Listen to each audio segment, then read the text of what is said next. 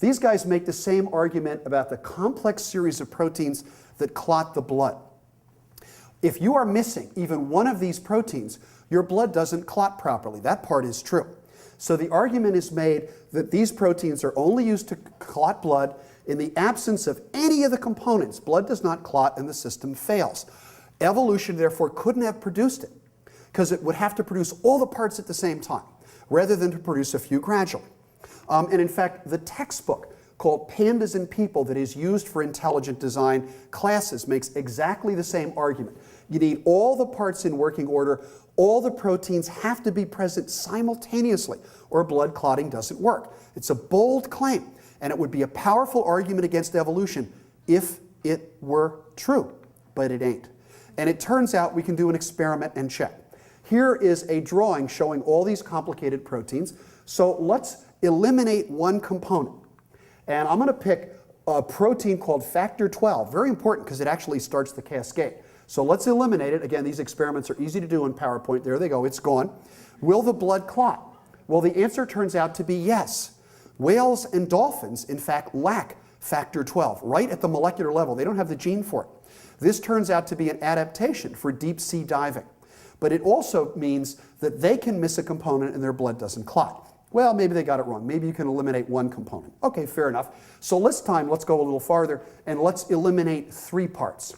And the 3 parts I want to eliminate are this entire cascade up here. Now let's see what happens. Well, it turns out that pufferfish lack all 3 of these parts. There's a pufferfish for those of you who haven't gone fishing recently. And it turns out they are lacking all of these components, and guess what? They have a perfectly functional clotting system. So once again, the core of this argument, which is that in the absence of any of these components, blood will not clot and the system fails, sorry, it's wrong.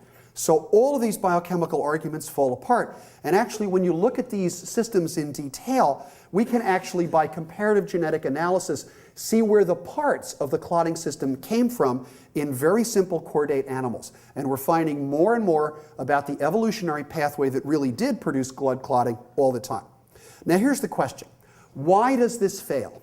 It sounded, I mean, look at the mousetrap. It sounded like such a good argument. You need all the parts or it doesn't work at all. Well, 5 or 6 years ago, I was on a television program on PBS called Firing Line, hosted by a guy named William F. Buckley, where they have these debates. And Michael Behe was there. He had a mousetrap. He made the argument about the mousetrap. I had a mousetrap in my briefcase and a pair of pliers. And to his absolute horror, I pulled the mousetrap out, pair of pliers, I yanked one of the parts off the mousetrap, threw it away. I bent one of the other parts, and I still got the mousetrap to work. That was after his argument, you take a part away, mousetraps don't work. So I want to show you, I'm very proud of this. One of my great scientific achievements. What I did was I took out the bait holder. And as it turns out, if you take the hold down bar and you twist it, so it just goes under the spring, you have a 4-part mousetrap. And lo and behold, if you have a really stupid mouse, and he comes up and bumps this to the side when he takes the bait, the hammer goes down and he'll be just as dead as if he was killed with a 5-part mousetrap. So it's not true that the 4 parts wouldn't have a function. I thought I was pretty clever. But then I got an email about a week later from a guy at University of Delaware named John McDonald. He's the clever guy. John said, "Dear Ken, I liked your 4-part mousetrap demonstration on the TV show. Nice job. But why'd you stop there?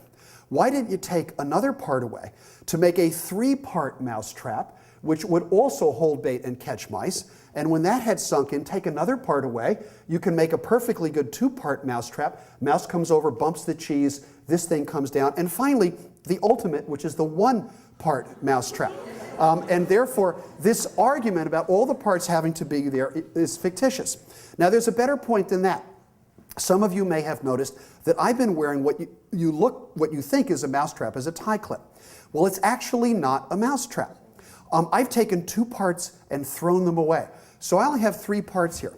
I have the base plate, the spring, and the catch. You can't catch many mice with this, but it makes a perfectly functional, if not very elegant or attractive, tie clip. And that's the point, which is that the parts of a supposedly irreducibly complex machine can be used for different purposes. And in fact, if you have just 2 parts, you can even make a keychain out of mousetrap. And I'll be selling these later on the way out in case you'd like to buy any of these. So the point to be made is the mousetrap, ironically, is a perfect argument for evolution. because it shows how the parts of what is supposedly an irreducibly complex machine can actually be used for other purposes. And you can look at what some of these other purposes are directly in the slide, and you might like to try some of them yourself with the permission, of course, of your parent or guardian. So the mousetrap example unexpectedly provides a perfect argument in favor of evolution. Now, the last thing that happened at the Dover trial is it exposed intelligent design as a religious doctrine masquerading as science, and a very particular religious doctrine at that. How did we establish that? Was it by the expert testimony on our side of the case? Actually, no. It turned out that the best argument for that was the expert testimony on the other side of the case.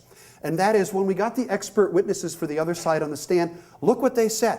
Behe said it's implausible that the designer is natural, therefore he's got to be supernatural. Another witness said that for intelligent design to be considered science, we got to change the ground rules of science so that supernatural forces can be counted as part of science.